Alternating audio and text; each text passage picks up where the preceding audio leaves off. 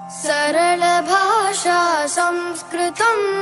सरस भाषा संस्कृतं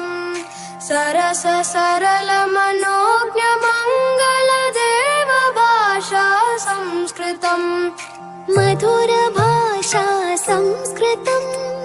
मृदुल भाषा संस्कृतं मृदुल मधुर मनोहरामृततुल्य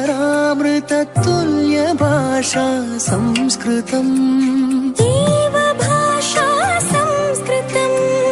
वेद भाषा संस्कृतं भेदभाव विनाशकं खलु दिव्य भाषा संस्कृतम् अमृत भाषा